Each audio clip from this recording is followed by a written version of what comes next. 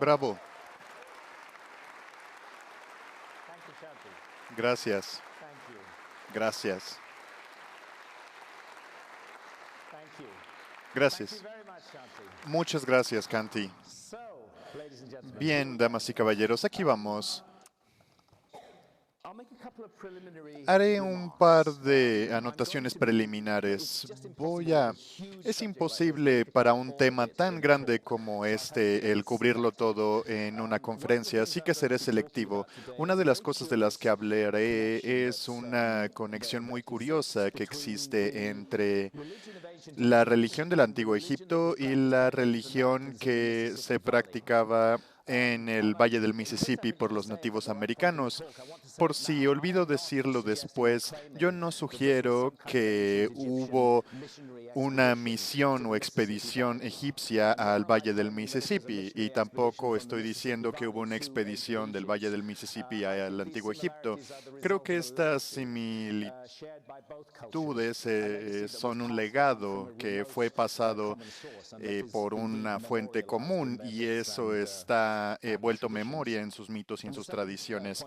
El segundo punto que quiero compartir es que las ideas religiosas son un vehículo increíble para pasar información e ideas a través del tiempo y persisten cuando muchos otros aspectos de la cultura se desvanecen, en términos, por ejemplo, de las religiones abrámicas, el Islam, el judaísmo y el cristianismo. Si volvemos a los tiempos de Abraham, tendríamos que retroceder unos 4000 años y es una noción e idea que aún existe en nuestro presente. Así que no es una idea loca pensar de que las nociones pueden llevarse y replicarse entre sistemas religiosos.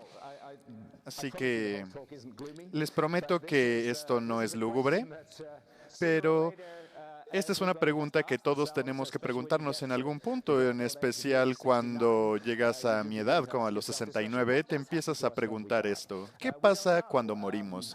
No lo sabemos. El profesor Richard Hodgkins, un autor, está convencido de que somos robots, un accidente de la química y de la biología y que no hay nada como el alma. Eso, por supuesto, no es un hecho científico. No hemos hecho los experimentos para demostrar que no existe el alma. Esa es una opinión. De cierto modo, eso es una creencia religiosa, el decir que no hay nada después de la muerte o que no hay alma. Yo creo que somos almas encarnados en cuerpos humanos y estamos en este teatro de las experiencias para aprender y desarrollarnos. Tuve un momento cercano a la muerte. Estuve en un coma inducido por 48 horas después de un ataques epilépticos masivos y mi esposa le dijeron que iba a morir. Así que tenía un ángel que bajó y me rescató y ella es mi esposa y por eso agradezco que haya cantado la canción. Y eso me dio tiempo y causa para pensar en los misterios de la vida y la muerte, que es algo que ignoramos ahora, pero para los antiguos era algo muy profundo. Aquí vemos los textos religiosos más antiguos de Egipto, son los textos de las pirámides egipcias, y así se llaman porque están escritas dentro de las pirámides de la cuarta y quinta dinastía en Saqqara, en el Alto Egipto, y están traducidos al inglés. Este libro lo recomiendo mucho, platica sobre los textos de las pirámides. Y el libro que es más familiar para nosotros es el libro de los muertos. Y toda esta literatura lleva la misma idea central y esa idea es el destino del alma después de la muerte. Los antiguos egipcios creían era como una dimensión paralela, otro reino en el que nuestra conciencia entra mientras dejamos nuestros cuerpos físicos atrás y llaman ese reino el Duat. Se puede traducir como el otro mundo o el mundo subterráneo. Y esto es del templo de Dendara en el Alto Egipto. El dios Osiris era visto como el señor del reino de la muerte, del Duat. Y cuando los antiguos egipcios veían el cielo y la constelación de Orión, para ellos la imagen celestial de Osiris era el cinturón de Orión. Y la constelación de Orión se concebía como una manera de portal a través del cual el alma viaja para alcanzar la Vía Láctea, que los antiguos llamaban The Windy Waterway. Y ellos iban en The Winding Waterway, que es el flujo de agua con viento, y se enfrentan con juicios y retos, y se asemejan a los retos que vivimos en la vida diaria. En la izquierda, en la pirámide de Unas, en Saqqara, de la quinta dinastía, con los textos de las pirámides en el lado. Y en la derecha está la pirámide de Giza. De hecho, esta fue una foto con exposición doble, la gran pirámide de Giza, que no tiene ninguna inscripción. No hay una inscripción religiosa siquiera en la pirámide. Pero lo que es intrigante de todo el complejo de Giza, incluido el Nilo, es la manera en la que espejea una región particular del cielo, y esa región es exactamente la región de los egipcios a la que los antiguos egipcios creían que nuestra alma iba al morir. Este es el Duat, la Vía Láctea, la constelación de Leo, que se alzan en la dirección a la que mira la Esfinge de Giza. Ahora, no digo que las personas hayan puesto el Nilo allí, digo que el sitio fue escogido como este de Giza para espejar el cielo. Bien, las posiciones en las estrellas cambian por las eras, y lo que vemos aquí no es el cielo sobre Egipto en el 2500 a.C., cuando se supone se hacen las pirámides, sino más o menos hace 12.800 años, entre 10.000 a.C. y 9.000 a.C. Y esto se basa en la correlación Orión-Tierra, y mi amigo Robert Bauval, que escribió Los Misterios de Orión. Y lo que tenemos en Giza, aunque no haya textos, es un modelo tridimensional del Duat, de la región de la otra vida. ¿Y cómo es que el alma viaja al Duat? Es a través de ese portal en Orión. Y esto es muy claro porque hay un pequeño canal que está cortado dentro de la pirámide y se dirige directamente a la más baja de las tres estrellas del cinturón de Orión. Y esto es conocido entre historiadores que era un ascenso simbólico del alma para ir hacia la constelación de Orión y después viajar por la Vía Láctea y enfrentarse a la vida después de la muerte. Y a mí no me sorprendió cuando llegamos a Alabama, en el Valle del Mississippi, que me iba a encontrar un sistema religioso prácticamente igual. Y muy poco se conoce o queda de los monumentos de Norteamérica, más de la mayoría de los monumentos que se conocieron en el siglo XIX ahora ya no existen. Y el 10% que sobrevive, porque se perdió el 90%, ese 10% ahora está vandalizado.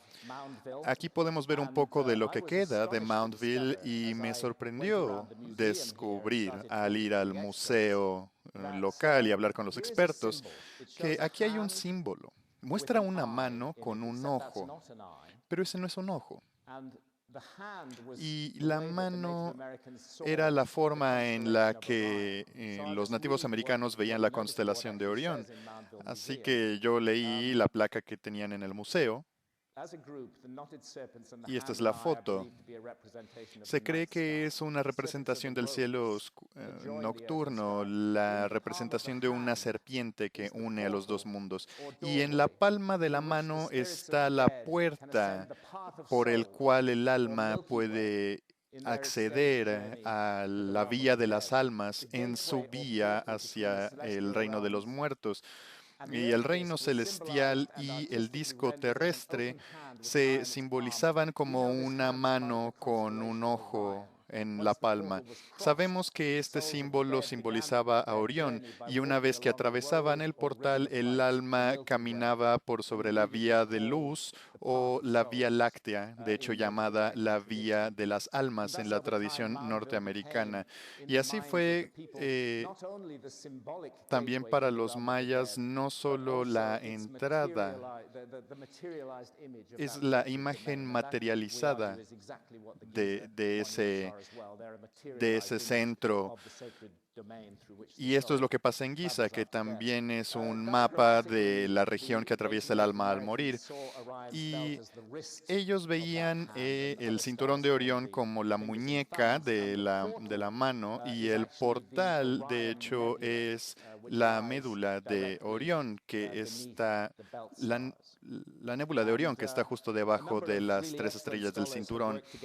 Muchos académicos han trabajado para descifrar las ideas de la cultura del Mississippi, porque ellos no tenían un lenguaje escrito, todo era con simbolismos, pero afortunadamente hay un número considerable de tribus que han trabajado las ideas de la cultura del Mississippi y el mensaje se ha descifrado. Se entiende ahora que el portal de la mano debes entrar a través de él con un salto para llegar al portal en la constelación de Orión y entonces empezar su vía por la Vía Láctea.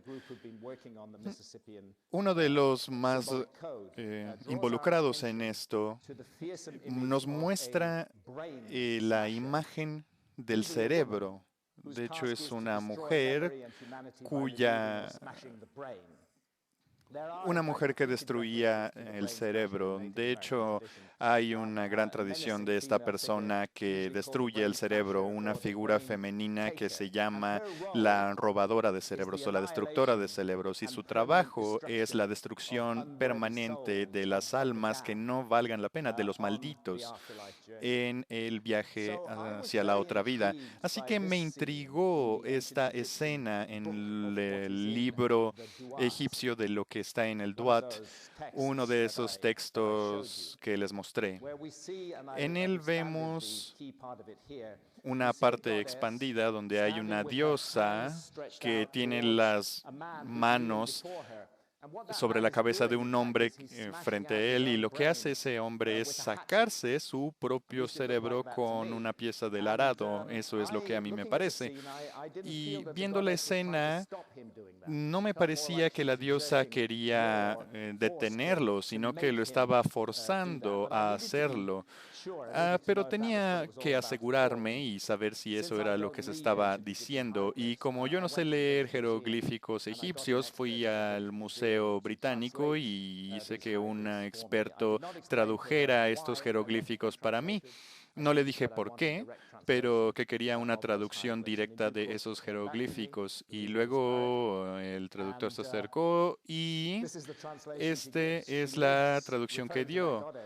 Ella vive de la sangre de los malditos que estos dios le proveen y el alma va que pertenece al maldito se demuele y se corta en pedazos. Así que parece que tanto en el Mississippi como en Egipto había una figura femenina que destruye el cerebro o que toma el cerebro.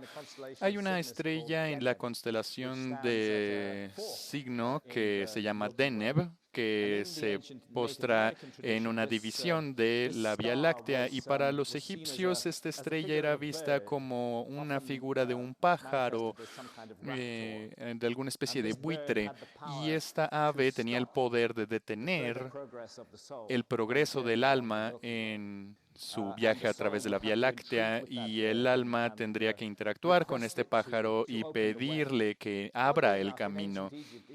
Y en el antiguo Egipto, perdón, esto fue en la tradición nativoamericana, y en los egipcios existe una figura similar, que es un avestruz, no un buitre, pero el alma le dice, oye, avestruz, que estás en el banco de la Vía Láctea, abre el camino para que pase. Y hay serpientes monstruosas con alas en el mundo de los muertos de los egipcios y hay serpientes con alas en el mundo de los muertos de los antiguos americanos. Aquí hay otra figura que reta el alma en el viaje después de la muerte y se llama un león, es un león estilo de la esfinge y esta es una pantera y me impresiona su similitud con la Esfinge de Giza.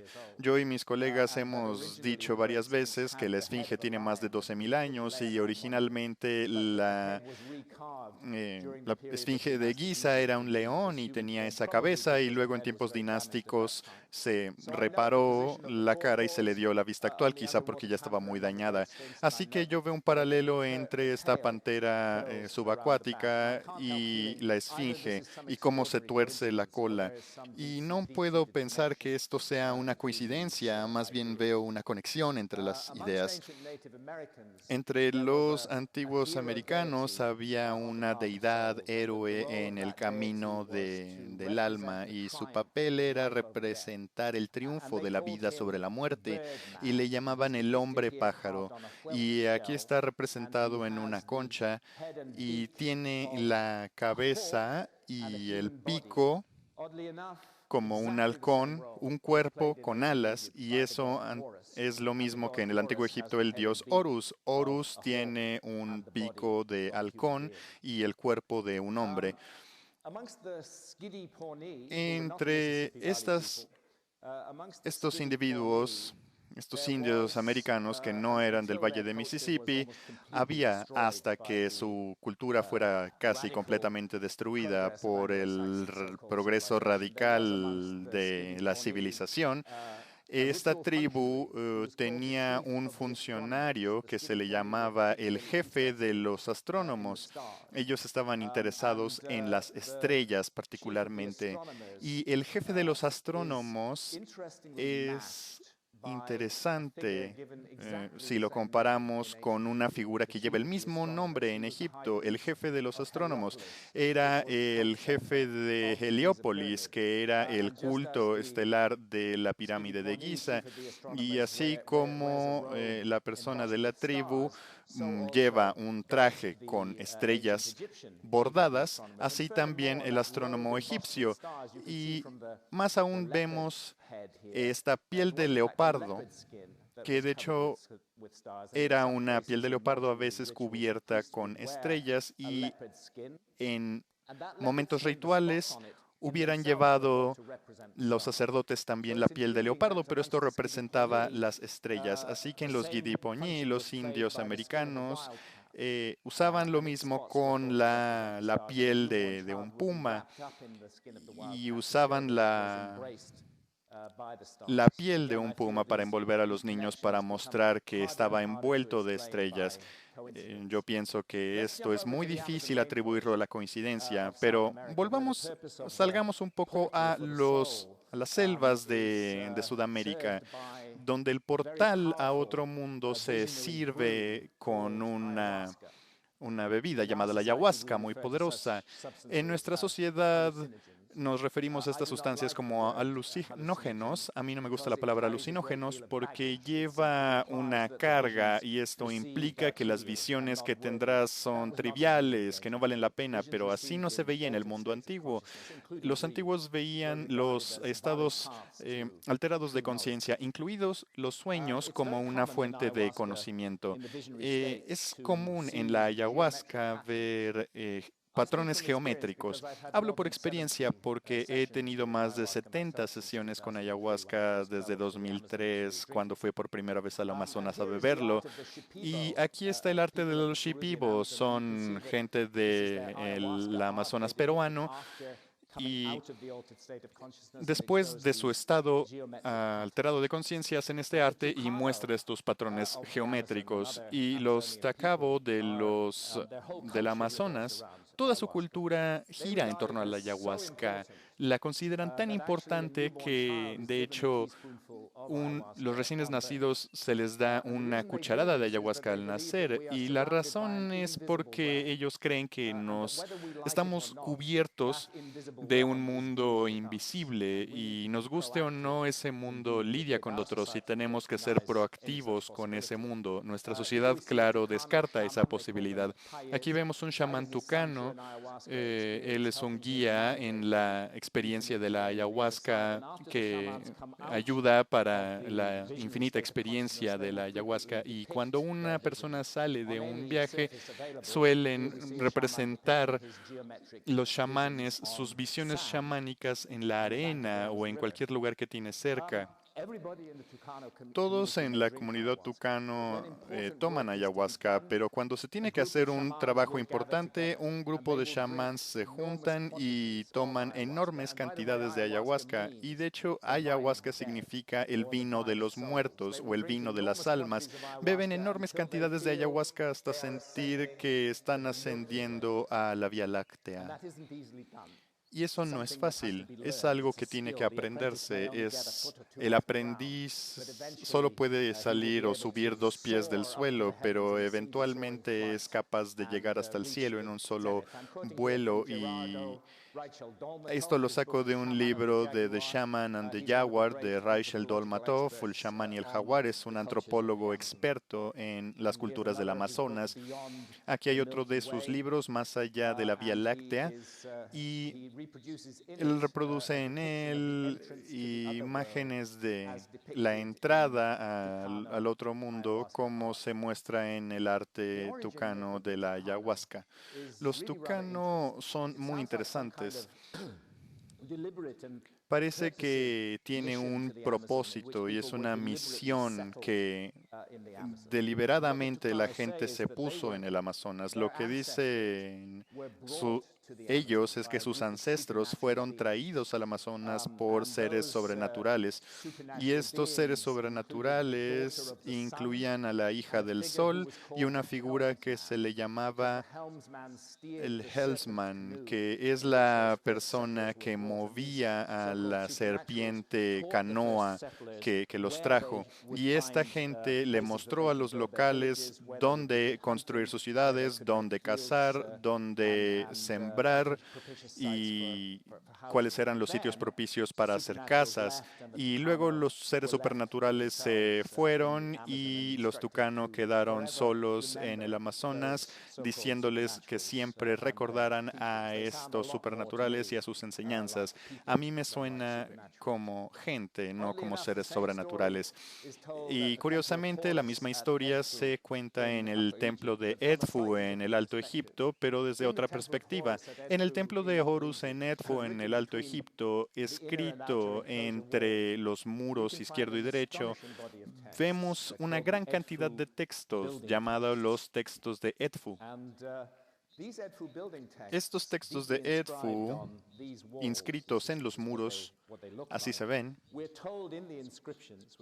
nos dicen, una vez traducidas, que se basaban en documentos mucho más antiguos, que había documentos escritos en pieles de animales que se estaban destruyendo, y para preservarlos los sacerdotes los grabaron en los muros del templo en Edfu, y hablan de una isla que se llamaba la Isla de los Primigenios, y se nos dice que fue destruida en una gran inundación, y esa inundación fue producida por una serpiente, un objeto que caía del cielo, que era la gran serpiente que asaltó la tierra de los primigenios y la hundió en una gran inundación.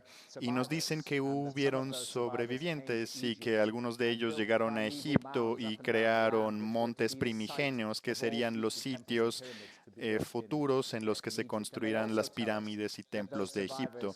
También dicen que estos sobrevivientes viajaron a todas direcciones, no solo a Egipto, sino que a todos lados, y que tenían el proyecto de reconstruir su mundo perdido, su civilización perdida, me atrevo a decir. Este proyecto no solo se llevó a cabo en Egipto, sino en muchas otras tierras. Yo sugiero que una de esas tierras fue el área que ahora llamamos Sudamérica y específicamente el Amazonas.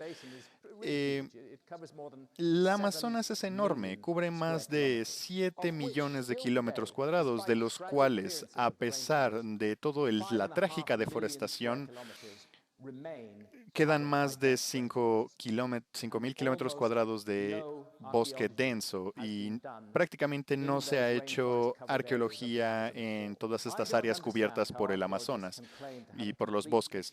No entiendo cómo los arqueólogos pueden decir que hay una visión completa de la Tierra si sabemos que hubieron 27.000 kilómetros cuadrados tragados por la elevación de los mares tras la era de hielo y un área más grande que todo el subcontinente indio, la selva amazónica, apenas ha sido parte o explorada arqueológicamente.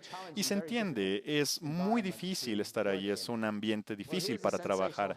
Aquí hay un encabezado sensacionalista, como es de esperar, de Mail. Los aborígenes fueron los primeros americanos. Las primeras tribus del Amazonas parecen estar más relacionados con los australianos. Este es uno de esos casos en el que la ciencia es aún más sensacionalista que los encabezados. Y la ciencia fue publicada en la científica Nature, que es una fuente muy respetada, y presenta que hubo dos poblaciones fundacionales en las Américas. Antes se decía que había una población fundacional y que siguieron la ruta a través del estrecho de Bering, que era un terreno firme, y bajaron por América del Centro hasta Sudamérica. Pero la genética ha destruido este análisis porque ahora resulta que un grupo de personas en la jungla amazónica, muchas tribus en la selva amazónica están más relacionados a nivel genético con los australianos y melaniasos que son la gente de esta área.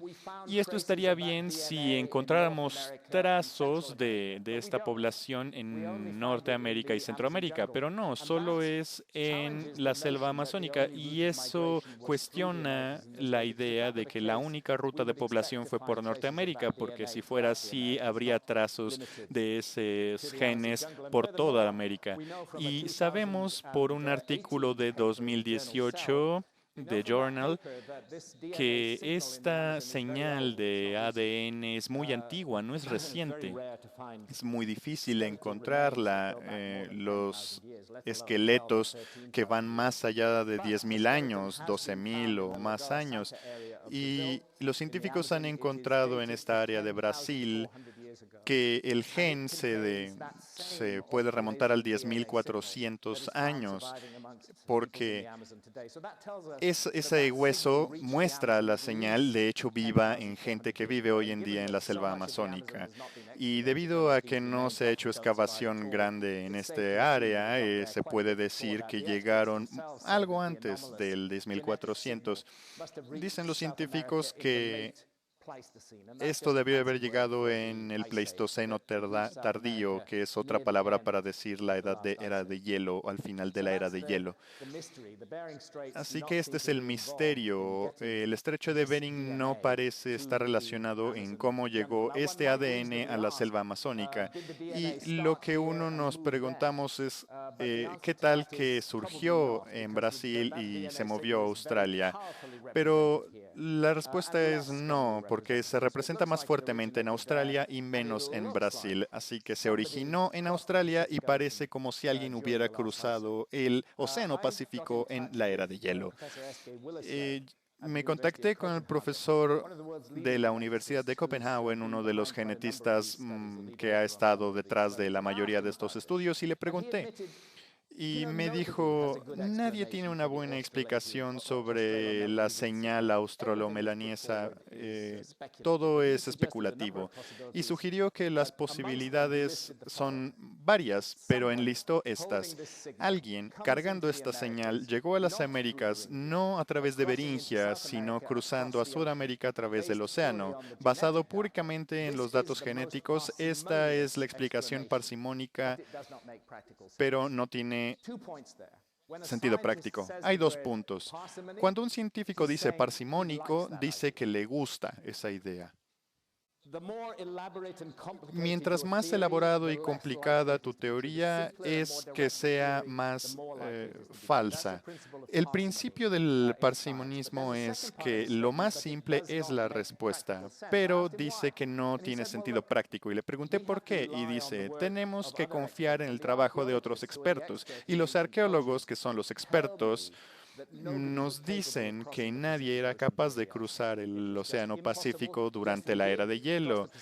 Dicen que es imposible, que sí cruzaron el Pacífico, sí lo cruzaron para llegar a la isla de Pascua, pero eso fue en el siglo XVII, no durante la era de hielo. Así que no culpo al profesor Borislav por confiar en los arqueólogos. Es normal creer en el trabajo de otros científicos, pero yo pondría un gran signo de interrogación sobre si la arqueología es realmente una ciencia. Y hay un poco de información contradictoria y sugieren que alguien estaba viajando durante la edad de hielo y de hecho cartografiando el mundo. Y volví a este libro de Huellas de los Dioses porque hay una serie de mapas que fueron dibujados entre el siglo XIV y XVII, pero que incorporan el conocimiento de esa época y donde no sabían que había, confiaban en mapas más antiguos que no estaban en buenas condiciones y que no sobrevivieron. Este es uno de esos mapas, el mapa de Waldseemüller, y podemos ver una parte del sureste asiático mucho más extendida, no como se ve hoy, sino como se veía cuando los niveles del mar eran más bajos en el punto máximo glaciar hace 21.300 años. Estas son las islas de Japón y la isla principal son Honshu, Kyushu y Shikoku. Estas tres son 3 islas el día de hoy, pero en la era de hielo todas eran una sola. Y curiosamente, el mapa más antiguo en la tradición occidental sobre Japón de 1424 muestra estas 3 islas como una sola, como sucedió en la era de hielo. Este es el mapa Pinkleton de 1818. Es un gran mapa basado en el conocimiento científico más avanzado de la época, pero como ven, algo falta. Y eso es la Antártida. Y la razón por la cual no está Antártida es que nuestra civilización no descubrió la Antártida hasta 1890. Pero si retrocedemos a esos mapas basados en mapas más antiguos, veremos a la Antártida en la ubicación exacta en todos los mapas, mapas de Mercator basados en mapas más antiguos y muestran una Antártida un poco más grande de lo que es hoy, pero como sí se veía en la era de hielo. Este es el mapa Canela de 1494, basado en otros ahora perdidos, y lo que vemos es el desierto Sahara marcado con un gran río y con lagos con color verde. Curiosamente, una imagen por radio de 2015 sobre Mauritania muestra que sí existió un río casi en esta ubicación mostrada en el mapa Canepa de 1489, pero que se secó y ahora, claro, el área es un desierto. Este es un mapa de 1513 de las islas británicas y un poco lejos de la costa de Irlanda hay una pequeña isla llamada High Brasil. High Brasil sigue ahí, pero debes bucear para verla el día de hoy. Este mapa muestra cómo esta isla estaba exactamente donde estaba en este mapa. Y estuvo ahí hasta hace unos 13.000 años cuando el nivel del agua subió y tragó la isla. Es una coincidencia tremenda o alguien estaba realmente haciendo mapas durante la era de hielo. El mapa Piri Reis quizás sea el más famoso de estos. Era un mapa del mundo, pero lo único que sobrevivió fue una esquina que muestra la costa de Sudamérica hacia la Antártida y la costa de Norteamérica. Piri Reis era un almirante turco y dice esto en su propia mano, que se basó en mapas de cientos de años. Y lo que no me quiero involucrar en la controversia de la Antártida ahorita, pero quiero mostrar esta isla mostrada en la costa de Norteamérica y aquí la amplío. Podemos ver lo que se ve como un camino de piedras gigantes en el centro de la isla. Y eso es donde está Bimini hoy y he buceado en ese sitio. Y lo que se ve bajo el agua es ese camino en Bimini, este camino megalítico. Y a la gente no le importa, a mí no me importa si es real, si es natural o hecho por el hombre, pero está mostrado en el mapa. Ahora, volviendo al Amazonas, parece que hubo un escenario, bueno, parece un lugar muy difícil para hallar ciencia, pero hay ciencia en el Amazonas. Hay, por ejemplo, más de 150.000 especies distintas de plantas y árboles en el Amazonas. ¿Cuánta diversidad en este sitio aún hoy? Pero si quieres hacer ayahuasca, necesitas combinar dos plantas juntas. Necesitas tomar las hojas de este arbusto que se llama chacruna en el Amazonas y las hojas contienen una concentración alta del alucinógeno más fuerte que conoce la humanidad, que es el DMT. Pero el DMT no es una sustancia que se active de forma oral y porque no se activa oralmente es porque hay una enzima en nuestros intestinos que apaga el DMT al contacto. Así que puedes hacer un té con 1.000 de estas hojas y solo te daría un dolor de estómago.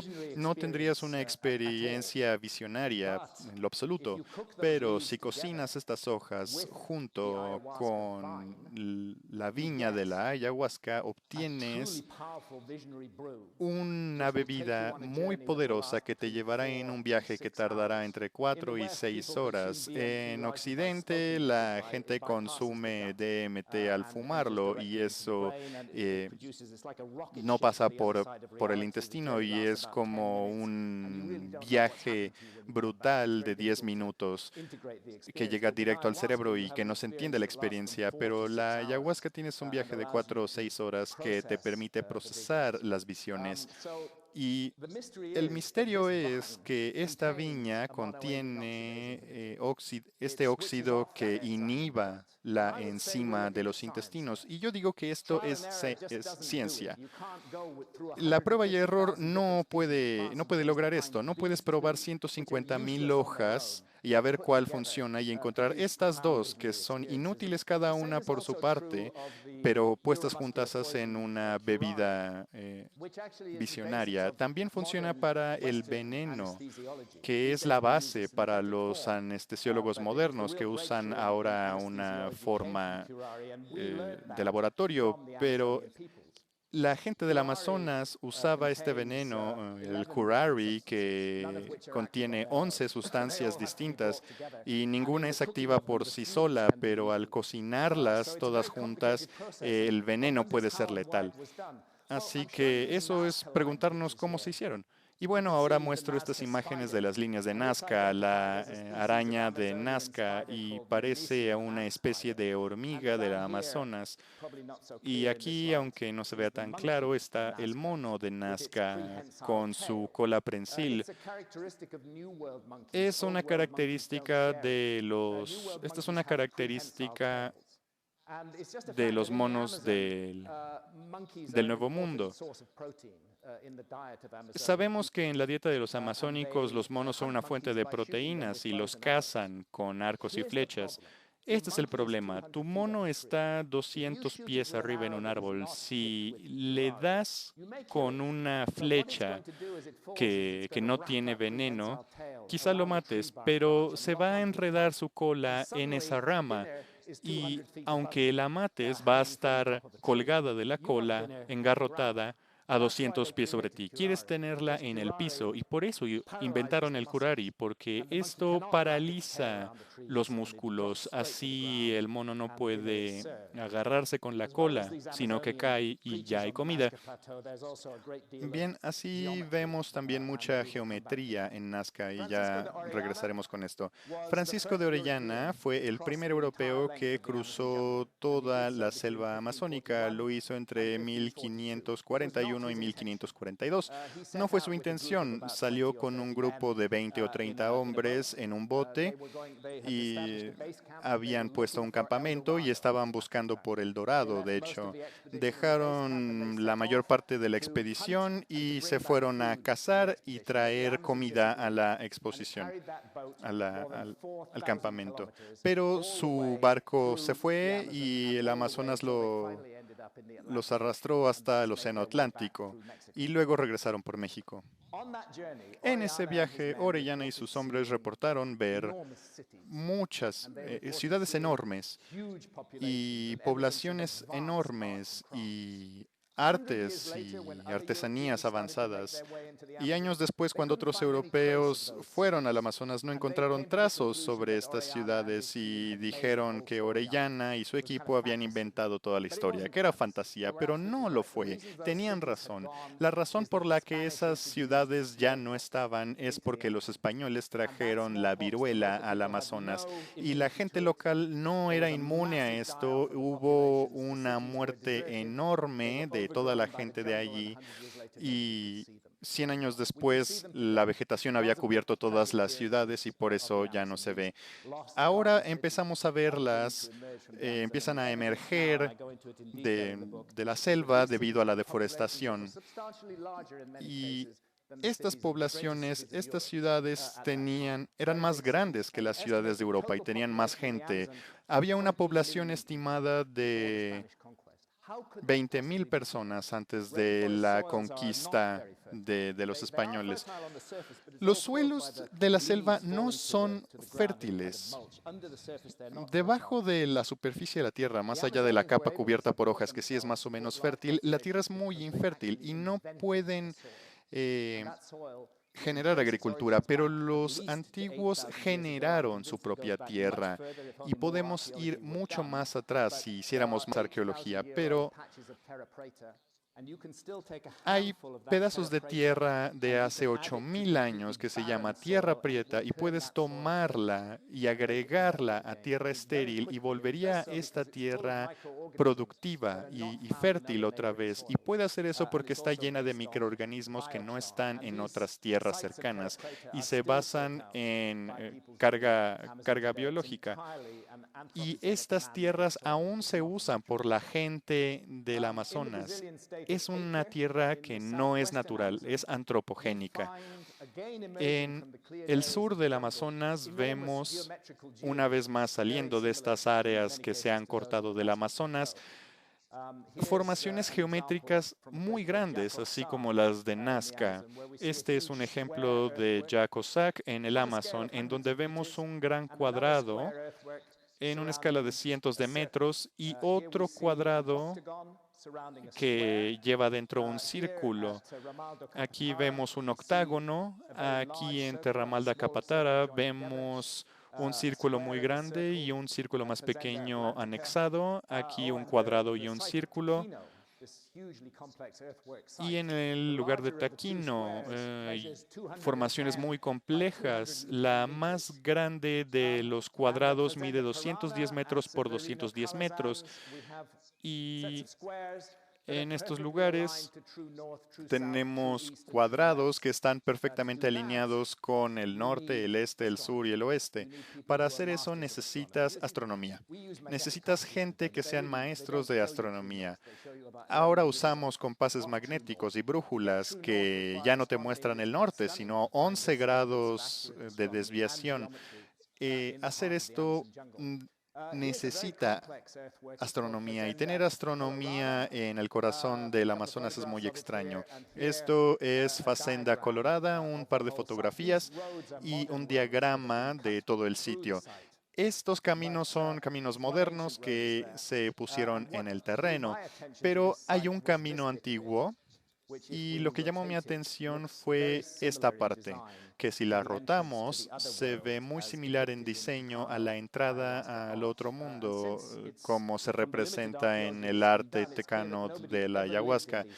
Por la poca arqueología que se ha hecho, se demuestra que no fue usado para vivir, era un sitio ceremonial, y me pregunto si habrá sido usada por esa misma búsqueda de la vida después de la muerte, como en Egipto o en el Valle del Mississippi. Ciertamente hay mucha geometría en los reinos egipcios de la otra vida, círculos y canales. También hay megalitos. De hecho, son círculos megalíticos. Este es en Río Grande, que se acaba de descubrir como, y apenas se ha denominado el Stonehenge amazónico. El agujero en esta piedra no fue fortuito. Este agujero fue puesto en una posición especial para fijarse en un momento específico del ciclo solar. Sabemos que que existe el solsticio de verano, el equinoccio y el solsticio de invierno. Lo que hace el sitio de Río Grande es que apunta al nacimiento del sol en el equinoccio de primavera.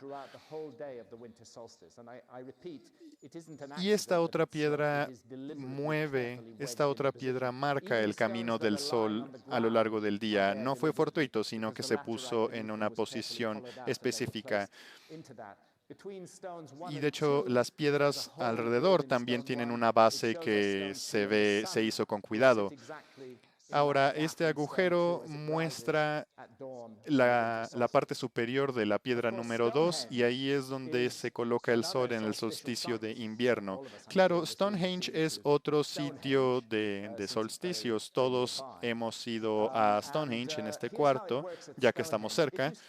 Y aquí es como funciona en Stonehenge. Si te paras atrás de la piedra Sarsen 16 y ves al noreste a la piedra de Hillstone, cuando nace el sol en el solsticio de verano, verás que el sol nace detrás de la piedra. Es como la mira de un arma. Y ahí en Hillstone, si te paras allí y ves a la piedra 16 en el solsticio de invierno, verás que también hay una alineación. Así que el nacimiento del sol en el solsticio de primavera y el ocultamiento del sol en el solsticio de invierno. Aquí tenemos también el templo de Karnak, que está diseñado para hacer una comunión entre cielo y tierra cuando el sol se para sobre el dintel. Esto es lo que ves. Si te subes ilegalmente a la espalda de la esfinge, verás, claro, la nuca de la esfinge. Y si estás ahí en el solsticio de verano, el sol sale por aquí, y en el solsticio de invierno el sol baja por acá. Pero si te subes en el equinoccio, cuando estás perfectamente alineado con el oeste, ves cómo la esfinge ve directamente el nacimiento del sol en el equinoccio. Esto funciona igual en Camboya.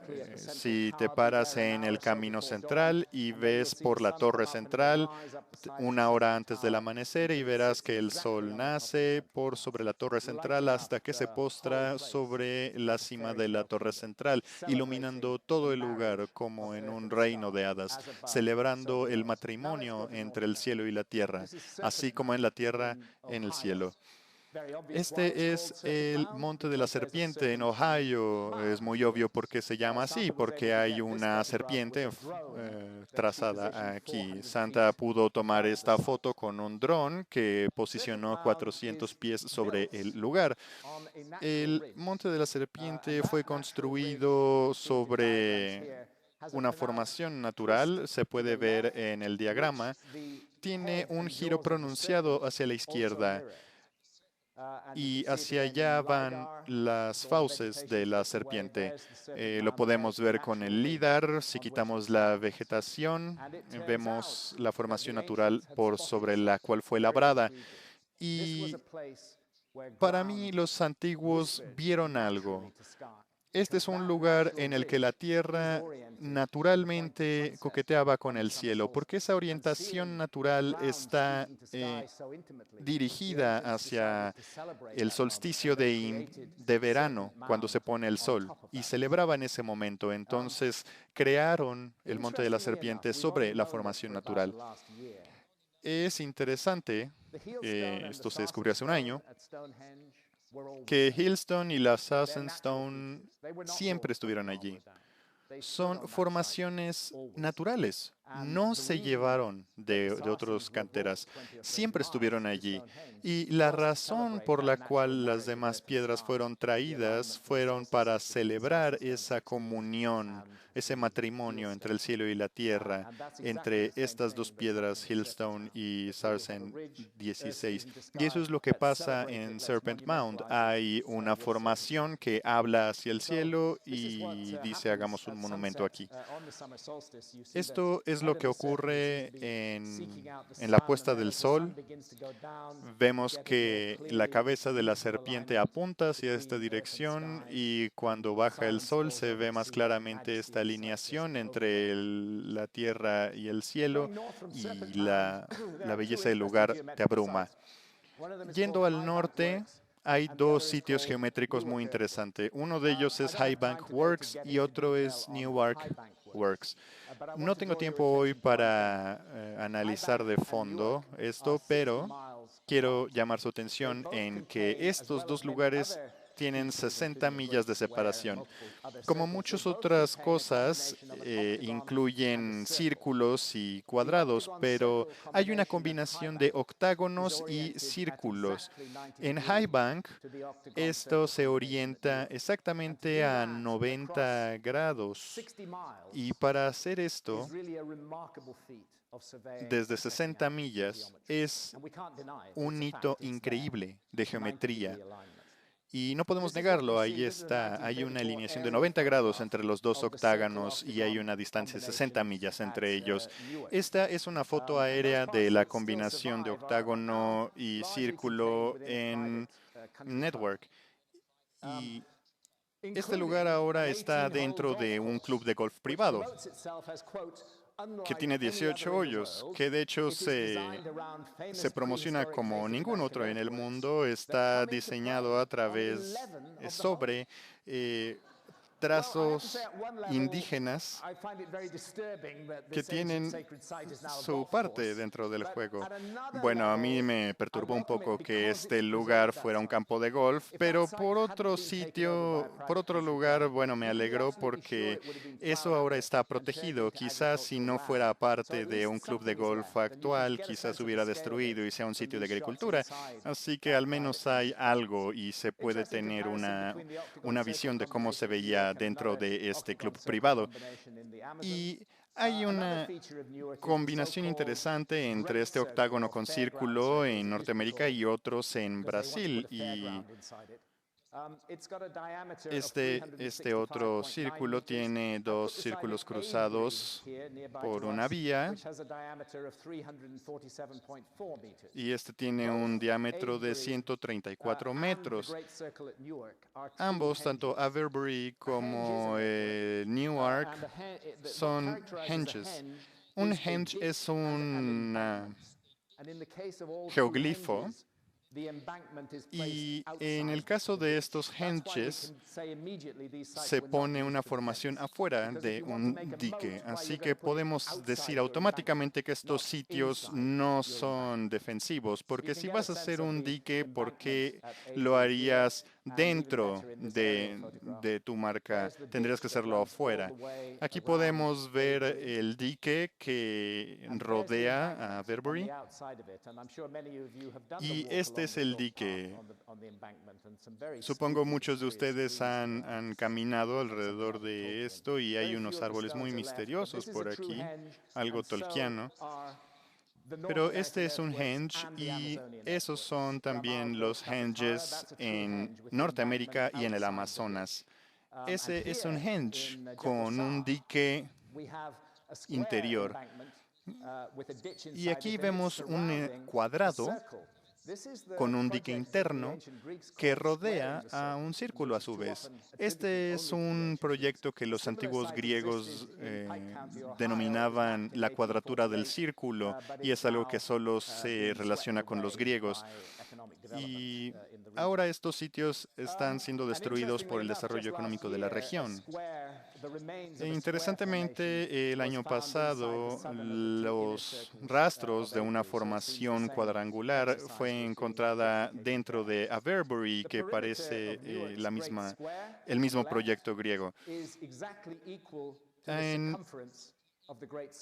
En este otro geoglifo vemos que la circunferencia es idéntica al de Newark y el área es igual al área del gran cuadrado. Esto nos dice, no necesitamos más información. Había geómetros e ingenieros con mucha capacidad trabajando para crear estos geoglifos norteamericanos. Esto es muy complicado y no voy a introducirme mucho en el tema, pero sabemos que el Sol se mantiene quieto durante el solsticio de invierno durante 3 días y se mueve, y eso pasa igual con el equinoccio de primavera. Bueno, en la Luna pasa lo mismo. Tienen un ciclo de 18.6 años. Muchos de nosotros no tenemos conciencia de esto. ¿Por qué la tendríamos? Vivimos en ciudades iluminadas con un cielo contaminado, pero si viviéramos en la antigüedad estaríamos conscientes de esto y veríamos los mínimos extremos y los máximos extremos.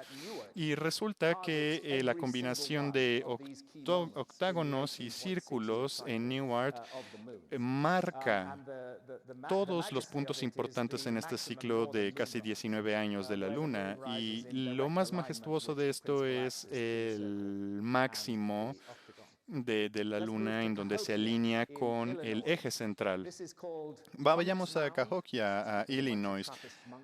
Esto es Monk's Mound porque hubo unos monjes que vivieron ahí en el siglo XIX, aunque no sabemos cómo lo llamaban los antiguos. Y esta es la pirámide más grande al norte de México.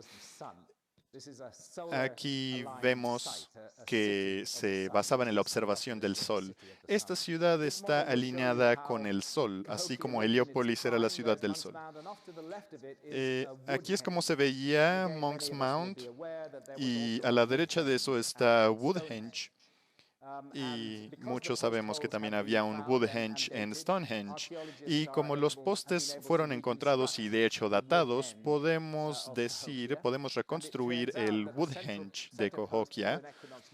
Y resulta que el poste central era un marcador equinexial que muestra el nacimiento del Sol en los equinoccios y también los equinoccios, el de verano y el de invierno. Este es el efecto con el nacimiento del Sol con el poste de Woodhenge. Así que creo que es justo decir que hubieron personas en el Norteamérica antiguo que tenía conocimiento astronómico y geométrico, y pusieron ese conocimiento manos a la obra en la creación de estos monumentos que han sido destruidos trágicamente. Pero, ¿qué tanto podemos retrasar el origen de esta tradición? ¿Qué tan antigua es? Bien, podemos ir a 1400 antes de Cristo, que es más o menos 100 años antes de que Tutankamón tomara el trono. Este es un punto en Luisiana. Se creó este monte. Se conoce como Monte A poéticamente. Y después de Monk's Mount es la siguiente pirámide más grande. Pero lo interesante de este sitio son estas simetrías.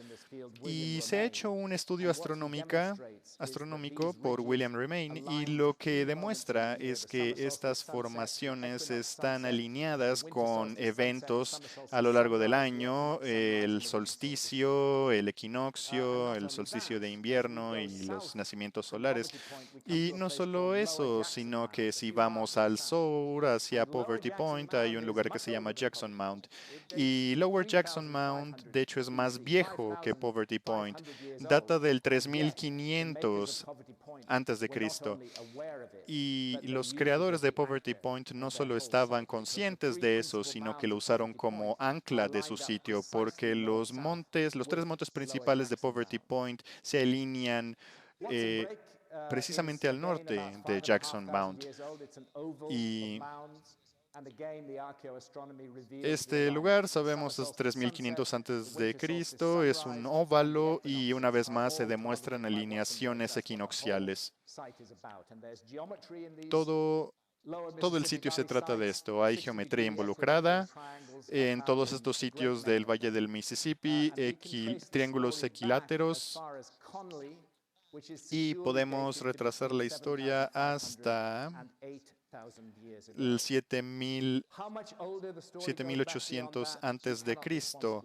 ¿Qué tanto más podemos ir en el tiempo? No podemos decirlo responsablemente, pero al menos sabemos que tiene más de 7500 años. Y yo diría que esto es mucho más antiguo, pero todo ha sido destruido.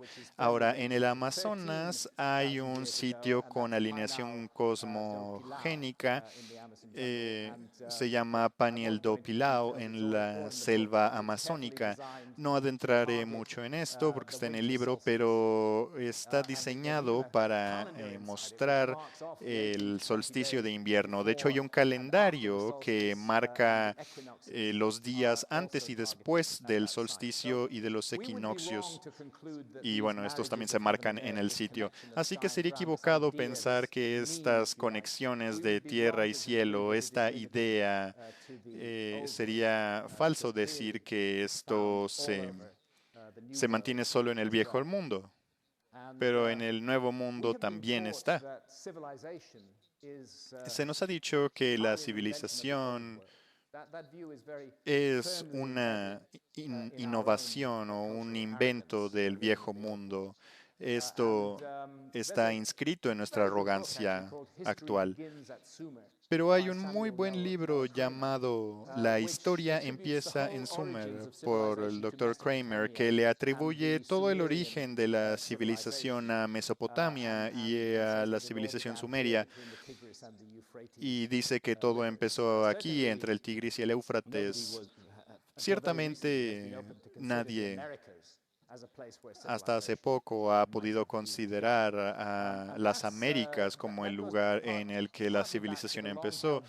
Y eso se debe debido a la idea mainstream que ahora desafía este descubrimiento amazónico, pero que la idea era que todos los pobladores caminaron por el estrecho de Bering. Esa explicación ya no se sostiene debido a esos genes australianos en el Amazonas. Y esta es la idea que, bueno, ahora ya no tiene sentido, ahora que no hay un rastro genético por Norteamérica. Esta es nueva ciencia del 23 de marzo de 2013. ¿Quiénes eran los primeros americanos? No hace mucho había una idea simple e incontrovertible de cómo y cuándo los primeros pobladores llegaron a América. Hace 13.000 años, un grupo de gente de Asia cruzó por una masa terrestre que conectaba a Siberia y Alaska y se dirigieron al sur. Y esa gente fue llamada los Clovis por los arqueólogos. No sabemos cómo se llamaban ellos mismos, pero es el nombre que los arqueólogos les dieron y fabricaban estas puntas muy distintivas, estas puntas de lanza y de flechas. El paradigma de Clovis I, de que los humanos habían entrado alrededor de 13.800 años y que los Clovis fueron los primeros nativos americanos, se volvió una especie de dogma en la arqueología. Y esa es una de las razones por las cuales no me gusta la arqueología como una ciencia, porque en la ciencia no hay dogmas. Los arqueólogos que se contraponen a este dogma verán en arqueología, mientras más arriba de la superficie estés, es nuevo y mientras más escarbas es más viejo. Por eso le llamamos el Alto Paleolítico y el Bajo Paleolítico. Pero en este caso el dogma era, y se mantuvo por más de 50 años, que no había razón para que ningún arqueólogo cavara más allá del nivel de los Clovis, porque ya se había dado por sentado que no encontraríamos nada abajo del nivel Clovis. Y por supuesto, los arqueólogos que sí desafiaron ese dogma, por ejemplo, que escarbó en el Yukon, encontraron sitios con huesos de hace 24.000 años y esas carreras fueron destruidas, fueron humillados, fueron destruidos en conferencias y por toda la comunidad de arqueólogos. Y el Smithsoniano admitió hace poco que en vez de hacer más búsqueda por evidencias de una vida anterior a los Clovis, sería no fructífera. Para Jackson Manx fue brutal. Destruyó su carrera, destruyó su vida, pero tenía razón. Los humanos estuvieron en Bluefish, en las cuevas Bluefish, hace 24.000 años. Se hizo un estudio en 2017 que lo confirmó y hoy, como el Smithsoniano lo admite, el modelo de Clovis I ha colapsado y sigue colapsando porque las fechas son cada vez más antiguas, más allá de 24.000 años en las cuevas de Topper en Carolina del Sur, 50.000 años atrás. Fui a conocer a Goodyear, del arqueólogo que se arriesgó a excavar más allá del nivel Clovis y quien también sufrió mucho daño en su nombre y su carrera y su reputación por el ataque casi de hienas de los otros arqueólogos. Pero una vez más tenía razón. Me llevó a Topper, ese es el nivel Clovis. Y hay que tener instinto, realmente. Él dijo, no voy a dejar de excavar, voy a seguir excavando, voy a ir más hondo. Y fue más hondo y más allá encontró evidencias de presencia humana en Topper hace 50.000 años. Y luego tenemos esto en la revista Nature en 2017, en un sitio de mastodontes excavado por Tom Temeray, un sitio que muestra ocupación humana de hace 115.000 años. Eso es más de 100.000 años antes que los Clovis. Y fui a conocer a Tom Dimony al Museo de San Diego y como nadie más que había sugerido otra fecha para la población de Américas ha sufrido muchos ataques de los arqueólogos, porque de algún modo es un problema para ellos, porque ellos olvidaron ver esto, se les pasaron por alto 100.000 años y su ataque va a continuar, pero él tiene mucha evidencia, como dije, esta evidencia la presento en el libro de forma extendida, y él no está presentando evidencia de una civilización avanzada hace 115.000 años. Esto es solo un comportamiento comportamiento típico del Alto Paleolítico, un grupo de humanos que estaban sacando carne de un mastodonte, que estaban rompiendo los huesos del mastodonte y extrayendo médula, y dejaron evidencia de su presencia allí. Lo que es importante de este descubrimiento es que levanta una gran pregunta sobre toda nuestra noción de la prehistoria del mundo, porque si las Américas habían estado habitadas por humanos hace 115.000 años, más que el doble de lo que fuera Europa, entonces todo cambia, porque tendrían una gran masa terrestre rica, con 100.000 años de prehistoria humana, con las cuales solo los últimos 13.000 años se han documentado debido al dogma arqueológico de que no tenía sentido buscar más abajo. ¿Quién sabe qué estaba pasando aquí? Porque nadie le ha importado buscar.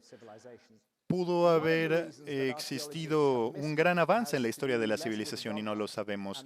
Y los arqueólogos no lo vieron, no solo por el dogma, sino por un cataclismo global que ocurrió más o menos hace 12.800 años y 11.600 años atrás.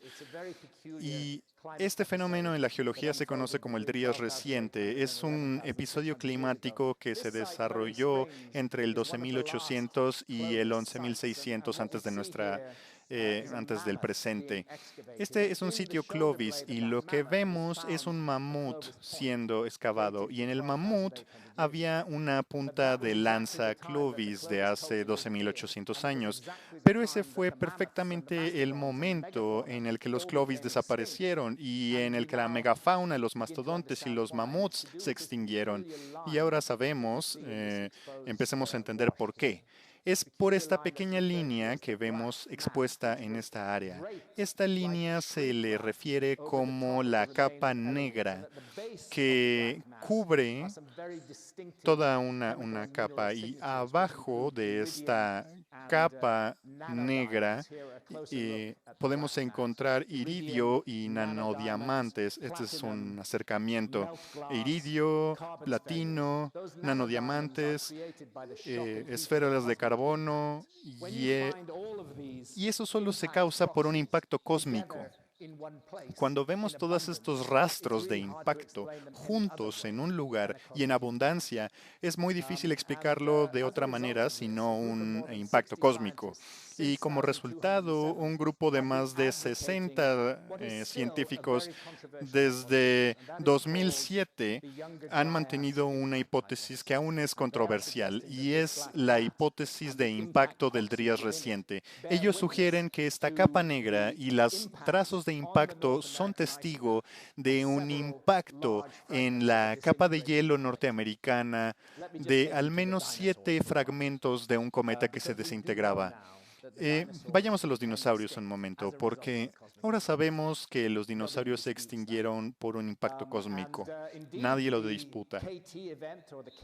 Y de hecho, sí, el evento que ahora se conoce como KT se marca con una capa en la Tierra exactamente como la capa negra, y contiene los mismos rastros en la base de la capa. Y quienes hicieron este descubrimiento estaban muy satisfechos con la teoría del impacto, y no se puede explicar de otra manera que con un impacto, pero sus colegas no les creyeron y pasaron 10 años sufriendo ataques antes de encontrar el cráter muy por debajo del Golfo de México, y ahora ya se acepta que fue un impacto cósmico lo que hizo que se extinguieran los dinosaurios. Así que les muestro dinosaurios y pollos. Y eso es porque son eventos que cambian el mundo. Tanto cambian el mundo que hace que los dinosaurios se vuelvan gallos, porque los pájaros es lo único que queda de la era de los dinosaurios. Y en aquellos años, hace 65.000 años, vemos uno de los primeros mamíferos.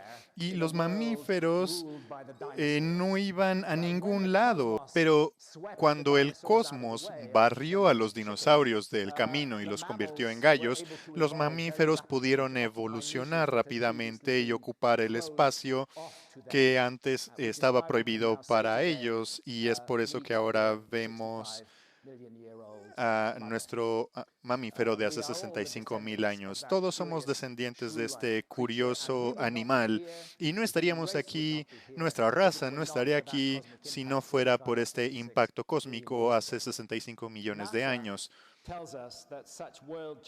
Y se nos dice que esos eventos solo ocurren una vez cada 100 millones de años, eso dice la NASA.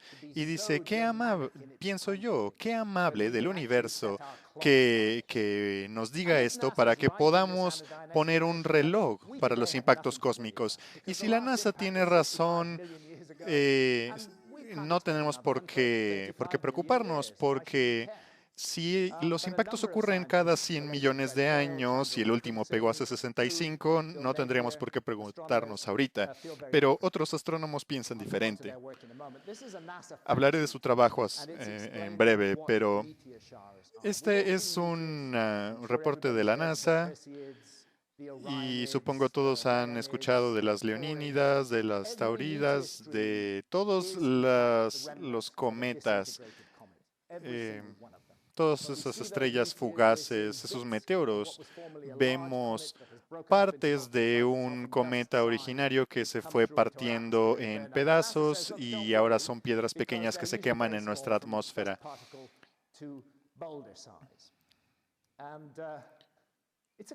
Es curioso que no hay una sola cultura antigua del mundo en que la existencia de un cometa fueran buenas noticias. Siempre eran malas noticias.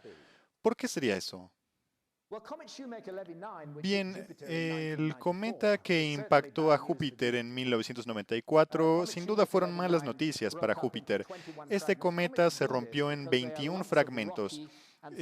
Hablo de esto porque son materiales de roca y a veces de hierro que están juntos debido al hielo. Y cuando entran a la atmósfera se derrite el hielo y salen estos fragmentos. Estos 21 fragmentos bombardearon la superficie de Júpiter, dejando marcas más grandes que el tamaño de la Tierra a veces. El más grande fue de 300 gigatones. Si tuviéramos todo el arsenal nuclear de la Tierra y lo destruyéramos en el mismo momento, serían 6.4 gigatones. Estos son eventos masivos. Y aquí digo, gracias Júpiter por poner la cara por el equipo. Porque Júpiter es el dios de nuestro planeta y absorbe la mayoría de los cometas que vienen hacia acá. Y de vez en cuando los cometas entran al sistema solar. Y parece que eso pasó con la extinción de la megafauna hace 12.800 o 11.600 años. Una extinción que fue global, pero que se centró mucho en América. Aquí es un profesor de astrobiológica en Cambridge y la Sociedad Astronómica en julio de 2010, y es la extinción paleolítica y los meteoros Taurid. Él dice que todos los meteoros del sistema Tauridis, que la Tierra pasa 2 veces por año, son los remanentes de un gran cometa que existió y que ahora dejó un rastro, un cometa de hace 20.000 años. El meteoro más grande sería de 1 milla de diámetro y a medida que el cometa entró en órbita, empezó a desintegrarse y dejó rastros de piedra por toda su órbita. Y luego, fragmentos grandes del sistema de meteoros cayó a la Tierra e impactó y hizo la extinción de la megafauna y el evento del día reciente. Así es como se ve en un diagrama. Tenemos este amplio campo de escombros y sabemos que aún hay fragmentos grandes allí y el cometa Anki está allí. Tiene 5 kilómetros de diámetro y el meteoro Anki es un fragmento de ese cometa original. Aquí está los rastros del cometa y la Tierra pasa por el rastro tanto en junio como en noviembre, 2 veces al año. Y yo lo pienso como vendarse los ojos y caminar por una calle de 8 carriles y pensar que no nos pasaría nada, pero espero que nos golpee una moto y no un camión. Se llama la región de Taurids porque parece que viene de la región celeste marcada por el zodiaco de Tauro, pero solo es una ilusión. Muchos astrónomos están de acuerdo con esto, que a principios del siglo XX, en junio de 1908, un fragmento cayó en la región de Tunguska, en Rusia. Era de 160 o 90 metros en diámetro y que de hecho no impactó la Tierra en 1908, sino que explotó en el aire.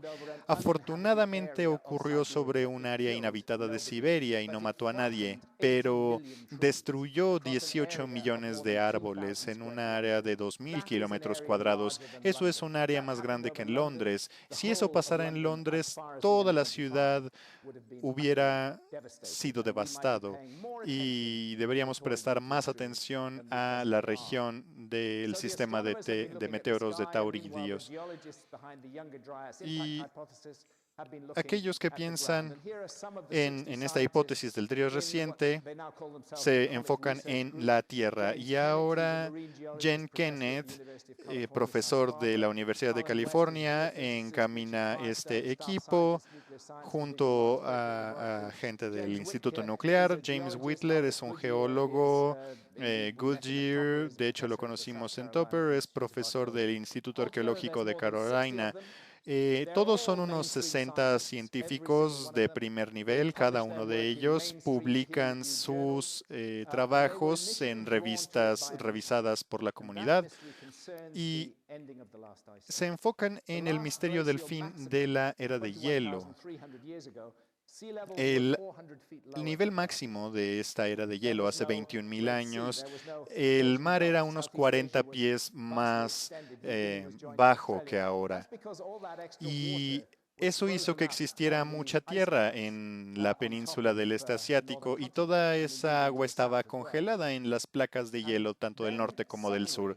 Pero de pronto, hace 12.800 años, este es el misterio que tenemos que investigar. El evento que se llama el Younger Dryas y empieza con un colapso de la temperatura global, un enfriamiento súbito después de que la Tierra se había estado calentando por años. Y luego, 11.600 años atrás, las temperaturas vuelven a subir dramáticamente y este periodo es donde suceden las extinciones de la megafauna y es después que del Younger Dryas que empieza supuestamente la historia de la humanidad. No quiero que lean estos artículos, pero quiero lograr el punto de que esta gente que investiga la hipótesis de impacto para el Younger Dryas son científicos respetables y este es su primer artículo. Desde entonces han revisado la fecha hasta hace 12.800 años, pero el título habla por sí solo. Extinción de la megafauna que contribuyó, que fue debido al enfriamiento del Younger Dryas. Vemos diamantes en la capa del Younger Dryas. Solo se conoce en cráteres y lugares de impacto, y esta evidencia fuertemente sugiere a un evento de impacto cósmico. Hay evidencia de impactos a altas temperaturas y derretimientos desde México, también fuentes de temperatura de los núcleos de hielo de Groenlandia, que son una fuente excelente de conocimiento porque el hielo no se derritió como sí en Europa. Se han encontrado rastros de impacto a través de 4 continentes. En 2014 hay un área con nanodiamantes en tres continentes que fuertemente sugieren un impacto cósmico. Este es el área de escombros del Younger Dryas, como era entendida en 2015. El epicentro es Norteamérica, pero el área de impactos abarca Groenlandia y Europa y el Medio Oriente hasta Siria. Y la investigación continúa. Mencioné los núcleos de hielo de Groenlandia y esta científica ha hecho un estudio profundo de los sitios en Norteamérica y también demuestra hay una alta concentración de platino. Este artículo se publicó en la revista Nature en marzo de 2017. En el 18, geología, biomasa quemada y un impacto, un invierno de impacto desencadenada por un impacto hace 12,000 años. También en 2018 alcanzó el impacto la Antártica porque encontraron evidencia y rastros del impacto del sur hasta Antártica. Así que el campo de escombros quizá deba extenderse mucho. Esto es marzo de 2019, un reporte importante. Impacto cósmico desencadenó la quema de biomasa y la extinción de la megafauna hace 12,800 años. El epicentro estuvo en algún lugar de aquí, entre Norteamérica y Groenlandia, y hay evidencia de inundaciones cataclísmicas por todo Norteamérica que coinciden con el Dryas reciente hace 12,800 años. Aquí hay un mapa que demuestra las cicatrices extensas de las Scaplands en el Pacífico noroeste. Si alguna civilización hubiera estado basada en esta área antes de la inundación, no quedaría rastro, porque esto tuvo una escala épica. Este es un meteorito de hierro y fue hallado en Oregón. De hecho, es sagrado para la gente de Oregón, pero no vino de Oregón, sino de 100 millas al norte de la capa de hielo canadiense y vino hasta acá en un iceberg. Luego el iceberg se derritió y dejó este meteorito de 50 toneladas datado hace 12,800 años. Y en ese tiempo también, datado en ese tiempo también se encuentra esta piedra enorme sobre el valle en el noroeste. Es una gran piedra. Yo estoy parado aquí para ver la escala. Se calcula que pesa 18,000 toneladas. Vino de Canadá, también como el meteorito. ¿Y cómo llegó hasta los Estados Unidos? Un viaje de más de 100 millas. Llegó dentro de un iceberg también. Las capas de hielo incorporan grandes piedras a veces y cuando se derrite la capa de hielo, los icebergs caen o los icebergs caen llevando las piedras. Aterrizó aquí en el valle. Las aguas de la inundación se fueron y la piedra quedó aquí demostrando el poder de la inundación. Y no es la única. Rocas de este enorme tamaño se pueden encontrar por todo el noroeste de Estados Unidos. Este lugar se llama Boulder Park porque hay muchos de ellos. Y tratemos de imaginar la inundación que pueda hacer esto. Una inundación con icebergs y que arranquen bosques completos. Y eran lo suficientemente erosivos para crear estas cascadas fosilizadas en solo 2 semanas. Esto es agua de lluvia, lo que ven aquí, que se ha acumulado aquí. Pero hace 12.800 años llegó una inundación tremenda que labró esta cascada y luego se detuvo de manera abrupta. Viéndolo en escala, si pongo las cataratas del Niágara ahí, verán qué tan grande es Dry Falls. El río sigue allí, pero hace 12.800 años esto fueron 2 semanas de inundación. Eh, La naturaleza es escalable. Sabemos que lo que pasa a pequeña escala pasa en gran escala. Y si van a la playa, verán pequeños caminos de arena de un par de centímetros de ancho cuando se retrae el agua. Pero hay rastros en Norteamérica de una escala completamente distinta. Ese es un coche para escala. Estos caminos son 50 pies de alto, así que son un testigo de la tremenda inundación que debió pasar por aquí. Esta historia se repite en Minnesota, en el estado de Nueva York. Otros reportes dicen que estas marcas no son de iceberg, sino de inundación.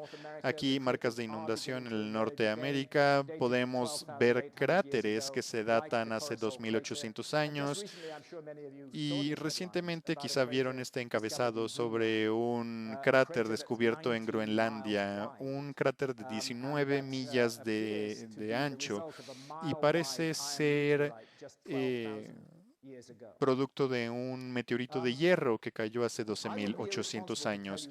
Yo sería irresponsable al decir que ese cráter tiene 12.000 años. La ciencia no se ha hecho aún, pero sabemos que debajo de él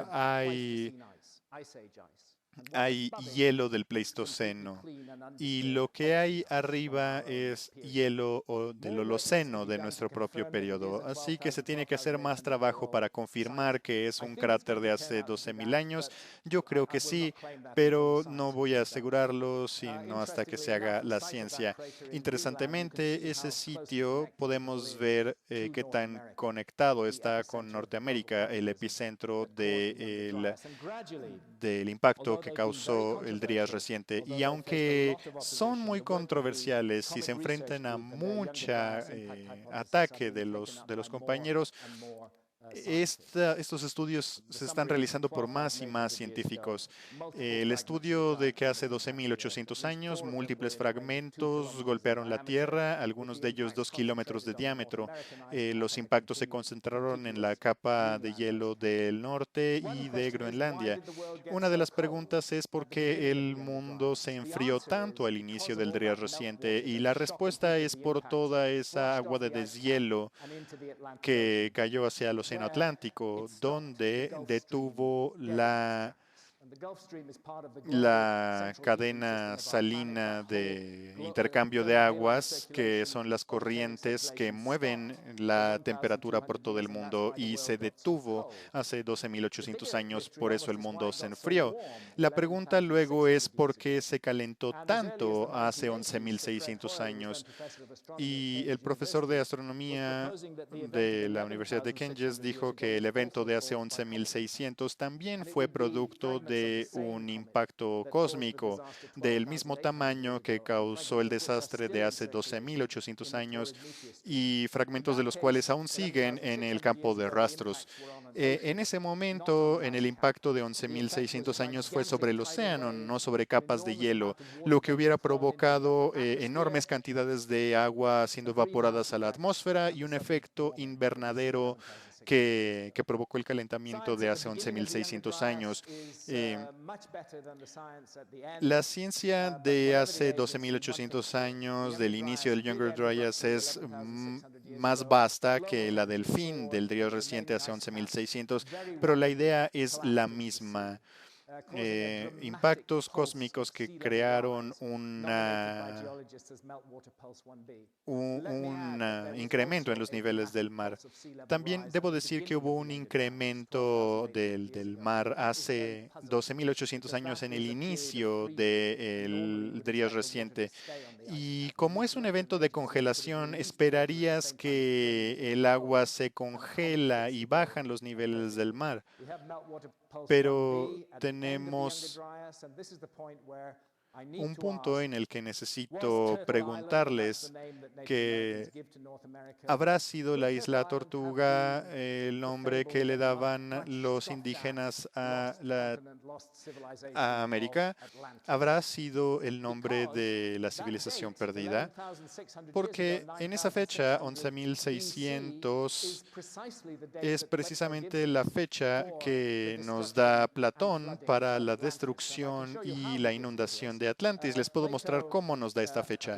Platón parece haber obtenido la historia a través del jurista Solón, quien visitó Egipto en el 600 antes de Cristo, y los egipcios le contó a Solón cómo Atlantis fue destruida. Y cuando Solón le preguntó a los egipcios, ¿cuándo pasó esto? ¿Cuándo Atlantis fue tragada por el mar? Ellos respondieron, 9.000 años, hace 9.000 años. Eso fue el 600 antes de Cristo. 600 antes de Cristo, eso es 9.600 antes de Cristo, eso es hace 11.600 años. Así que si Platón inventó esta historia, hay una relación muy sorprendente con la ciencia moderna. Platón nos cuenta que el Atlantis tenía arquitectura avanzada, agricultura avanzada, construcción naval avanzada, organización política y social avanzada. Se nos dice que fue una cultura hermosa y generosa, dedicada al espíritu y a la naturaleza. Pero dice que el Atlántida se volvió arrogante y cruel y maliciosa y dejó de cargar la prosperidad con modernidad, con moderación, sino que empezó a imponer su poder sobre otras culturas menos avanzadas del mundo. Desarrolló un maldubris, como llamaban los griegos, y el universo los castigó, y el castigo pasó en una sola noche y en un día. Y lo que dicen los diálogos de Platón es que aquellos que sobrevivieron fueron los cazadores y los recolectores, no los ciudadanos de Atlantis, sino la gente que estaba sometida al Atlantis. Esta gente no tenía letras y solo aquellos que tienen letras deben empezar una vez más como niños sin memoria de lo que pasó en tiempos antiguos. Así que lo que emerge de este grupo de investigación que está documentando un cataclismo global en donde hubo inundaciones, nos hacen reconsiderar la historia de la Atlantis y de una civilización perdida en la en la remota antigüedad. Quizá perdimos todo un episodio de la historia humana en aquel momento y no podremos recuperarlo si tenemos un dogma que nos diga que no existía humanos en América hace de 13.000 años. Afortunadamente, ese dogma ya se está superando. Ya casi es el final de la conferencia, pero quiero decir que si hay dudas sobre el origen de la civilización, también hay dudas sobre su futuro. Y esta figura de los eventos de extinción es irresponsable porque estamos rodeados de un montón de cometas y meteoritos y la NASA nos dice que ninguno de ellos va a golpear la Tierra en los siguientes 100 años, y eso da confianza. Pero ¿qué tal aquellos que no han identificado y seguimos descubriendo nuevos que pasan entre la Tierra y la Luna? Y la NASA no sabía que estaban allí sino hasta que pasaban, y su número es de hasta 1.500 se estima. Así que la ciencia está despertando ante esto y parece que el universo nos está alertando. Veo todos estos encabezados y siempre son meteoritos que no vimos. 2017, 2016, 2018, 2019.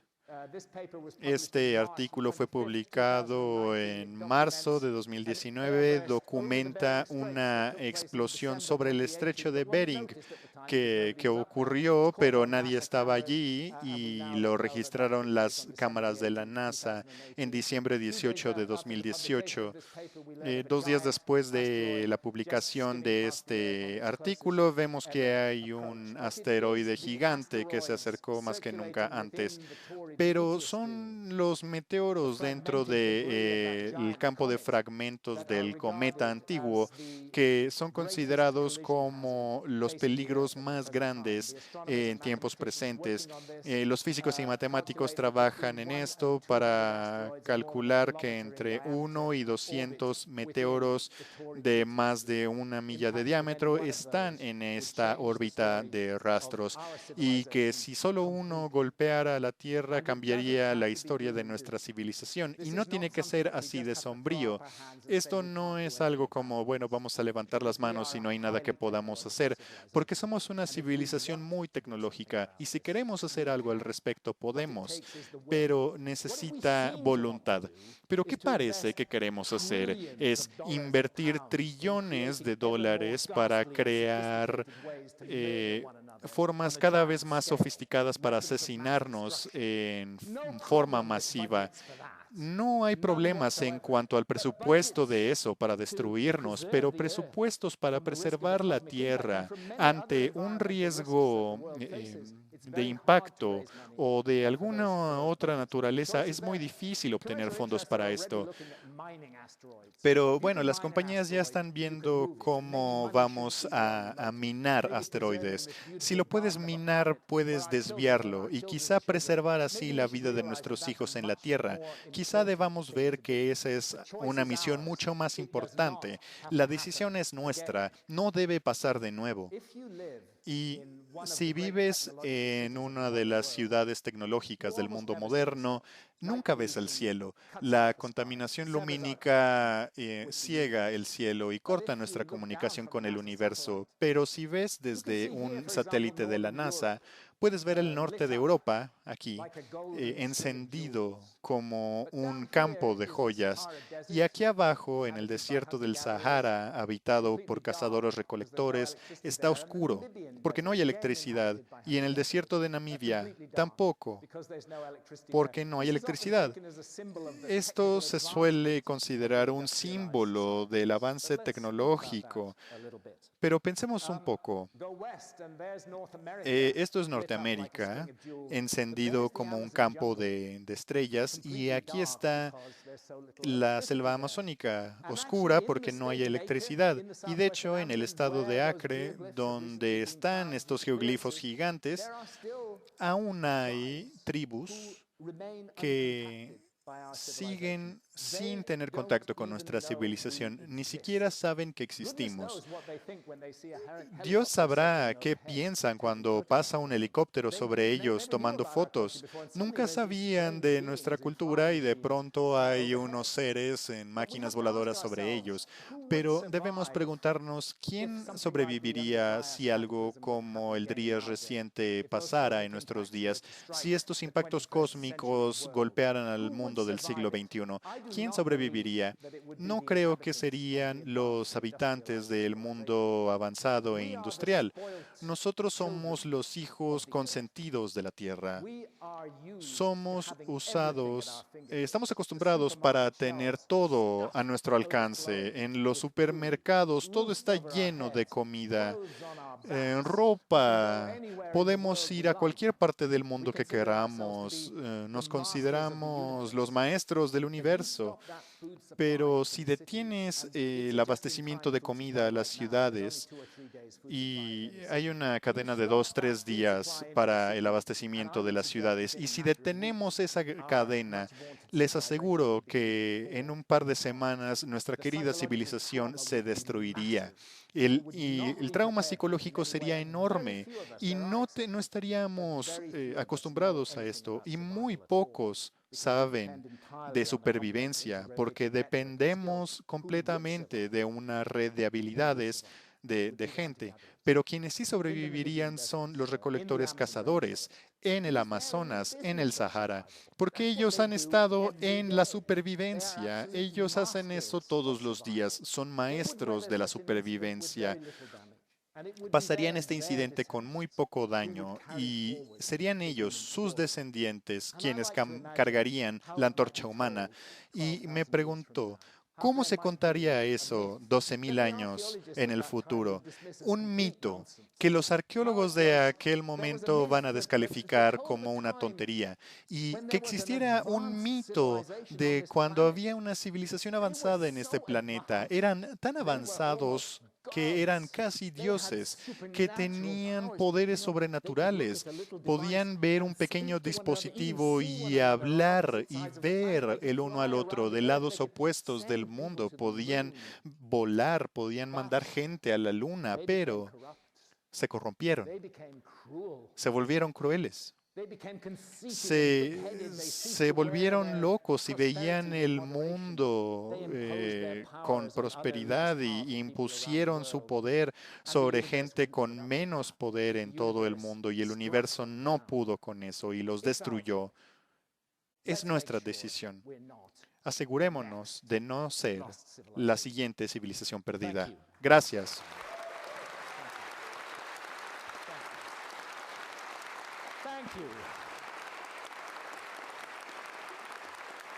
Thank you very much. Thank you. Thank you. Thank you so much.